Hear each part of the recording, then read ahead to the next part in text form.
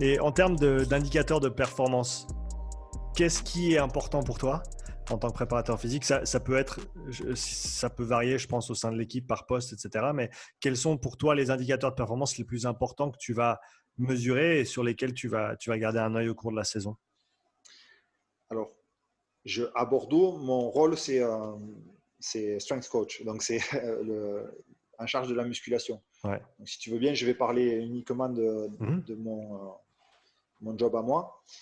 En salle de musculation, je regarde la force sur les patterns principaux de mouvement. Donc, j'ai choisi un mouvement de poussée pour le haut du corps, un mouvement de tirage.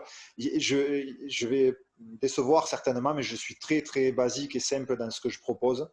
Il va y avoir un développé couché, il va y avoir la traction, un squat. Alors là, les formes de squat, elles varient en fonction des possibilités de chaque joueur. Certains font du Anderson squat, d'autres font du back squat, d'autres font du soulevé de terre à la trappe barre. Mhm. D'autres sont que sur de l'unilatéral. C'est toujours en fonction de leur capacité de mouvement et aussi de certaines pathologies.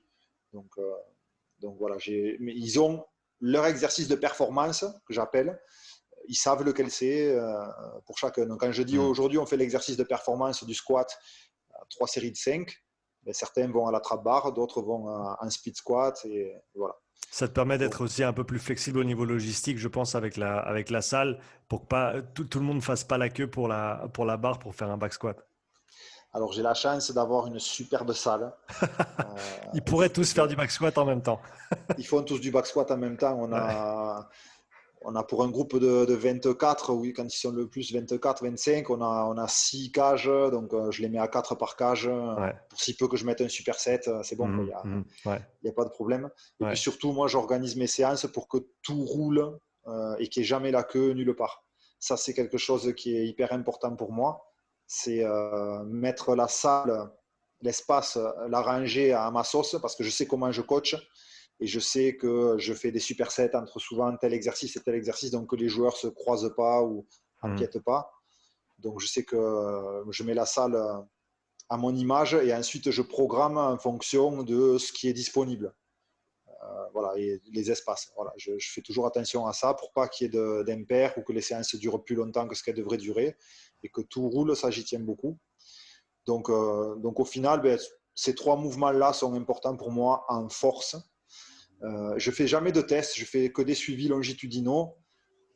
De temps en temps, une top 7, 5 reps, 3 reps, une rep, et je note chaque fois les charges et je regarde au fur et à mesure de l'année comment évolue leur charge. Mhm. Euh, Après, j'utilise beaucoup l'haltérophilie, donc je les teste pas mal sur les mouvements d'haltéro, les pollets notamment. Ils font pas tous de l'arraché, malheureusement, mais voilà, de temps en temps au niveau des épaules, il y a quelques gars Mhm. qui font pas du tout d'arraché. Il y a même quelques gars qui font jamais d'épaulé avec la barre, avec le catch sur les clavicules, qui Ouais. font que du tirage. Mhm. Certains font jamais d'haltérophilie, ils font que des sauts à la trappe barre. Voilà, toujours en fonction de leur profil, des pathologies. Et des fois, j'ai des joueurs qui arrivent, ils ont 30 ans, 31 ans, ils n'ont jamais fait d'haltéro. Alors, au début, j'essaye. Hein. Au début, non, en pré-saison, j'essaye. Je pense que si j'ai une qualité, c'est de pouvoir coacher l'haltéro, puisque j'en ai fait un club, Mhm. et d'arriver relativement rapidement à mettre des joueurs en capacité de réaliser les mouvements d'haltérophilie. Donc j'essaye toujours au début de les pratiquer. Après, si le gars il a une trentaine d'années, que je vois qu'il est super réticent à ça, ou qu'il n'a pas du tout de coordination, que je sens que ça va être la galère, une petite discussion. Et pareil, là, je lui dis, dès que je mettrai de l'épaulé ou de l'arraché, toi, ton exercice de performance, ce sera le saut à la trappe barre. Mhm. Et donc, je prends ces mouvements-là comme performance en effort dynamique. Sur les sauts en effort dynamique comme ça, quand tu n'as pas on va dire les charges pour la quantification de l'effort avec un épaulé, par exemple, est-ce que tu utilises quelque chose comme un GymAware ou quelque chose qui va te permettre de mesurer la vitesse au niveau du saut? Oui, oui, j'utilise les capteurs de vitesse, donc je l'utilise depuis quelques années maintenant. Au Dragon Catalan, j'en avais un, là j'ai la chance d'en avoir trois.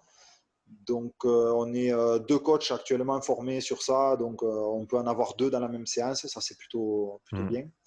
Et oui, je l'utilise, mais je ne l'utilise pas chaque semaine parce que J'aime bien aussi que les joueurs ils sentent. Je travaille depuis cette année énormément au RPE, beaucoup plus qu'avant. Surtout à Bordeaux quand je suis arrivé pour construire un peu une culture de la muscu qui n'existait pas. La première année, on a beaucoup travaillé au pourcentage d'intensité, pourcentage de 1RM. Ensuite, on est passé sur la deuxième année à le pourcentage sur les gros exercices et le RPE sur les exercices de renforcement et les petits exos. Et l'an dernier, on a commencé à mettre un peu plus de travail au RPE et à la RM et beaucoup moins au pourcentage d'intensité.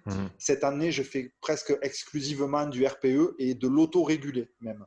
Et comment ça se passe au niveau du retour que tu as des joueurs et toi en tant que prépa, est-ce que tu préfères ce format-là par rapport à ce que tu as fait avant et qu'est-ce que ça apporte en plus?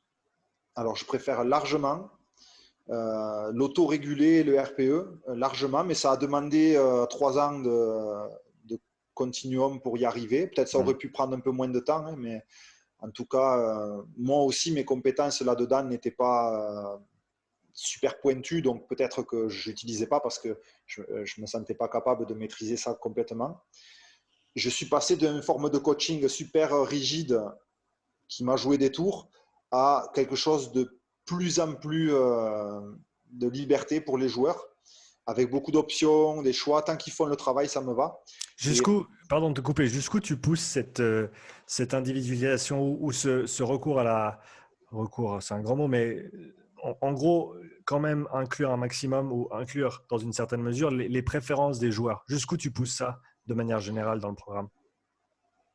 Les joueurs, ils savent, surtout quand c'est des joueurs un peu plus âgés, expérimentés, ils savent qu'ils peuvent venir me voir. Ça, ils le savent. Ils peuvent venir me voir avant une séance en me disant le push press, tu sais, ça me fait mal aux épaules tout le temps. Bon, ok, ben, fais pas le push press, on va le faire aux haltères. Tu as plus de degrés de liberté. Ouais, je préfère. Donc, il le fait. Ils savent qu'ils peuvent faire ça. Ils savent qu'ils ont des exercices de performance qui sont individualisés en fonction de leur capacité. Ensuite, sur les charges, j'utilise beaucoup l'autorégulation en leur disant on va partir sur un cycle de 3 semaines. On va partir sur du 3 répétitions, sur le squat par exemple en performance. Ça va être toutes les semaines autorégulé. Ceux qui ont joué et qui font les jambes à J+2, j'accepterai des charges un petit peu plus basses que d'habitude. Ceux qui n'ont pas joué, il ne faut pas abuser. D'accord. Vous, il va falloir pousser un petit peu plus. Et surtout, sur ces 3 semaines, j'aimerais qu'il y ait une semaine où vous me trouviez une top 7 pour la 3 reps qui soit votre meilleure 3 reps. Si ce n'est pas cette semaine, c'est la semaine d'après. Attention, si ce n'est pas la semaine d'après, vous n'aurez plus qu'une semaine pour me la trouver. Ouais. Et ça vient juste c'est le fruit de mon expérience où je me suis amélioré dans la gestion de l'humain et la gestion des charges et la connaissance des capacités des joueurs de rugby. Et maintenant, je me sens très à l'aise avec ça. Donc, tu donnes en fin de compte beaucoup de responsabilités aux joueurs. Oui. Tu les responsabilises par rapport à leur programme, par rapport à leur choix aussi de quand ils fournissent leurs efforts max. Et au niveau du retour que tu as eu des joueurs par rapport à ça, tu t'en entends quoi? Ils sont très contents, notamment. Alors, c'est toujours pareil. On a ceux qui sont moins motivés par la muscu et qui, en fait, si tu leur donnes un pourcentage, si tu leur donnes un RPE, une autorégulation, un travail à l'ARM ou quoi, pour eux, c'est pareil. Ils s'en foutent. Ceux qui ont conscience que c'est important de progresser, de faire des trucs pour eux, pour qu'ils soient meilleurs joueurs, c'est souvent sur eux que je m'appuie en leur demandant leur retour. Et eux, cette année, ils sont vraiment contents de l'autorégulation. Ils me disent, c'est vrai qu'il y a des matins où je ne me sens pas du tout de pousser. Donc, dans l'autorégulation, quand même, je demande de ne pas descendre en dessous d'un RPE 7 quand même, sur une top 7. Donc, ils me disent, moi, quand je ne me sens pas, je sais que je fais un RPE 7, je sais que tu vas prendre la charge, que tu ne vas pas critiquer négativement si ce n'est pas très lourd ou quoi. Mais par contre, je sais que s'il y a une semaine où je me sens bien, je sais que j'ai ce bloc de 3 semaines pour te donner une perf, et ben, je vais le faire. Parce que je me sens bien, c'est ce jour-là, je le fais. Et moi, je ne peux rien demander de mieux que ça. Donc ça a pris du temps.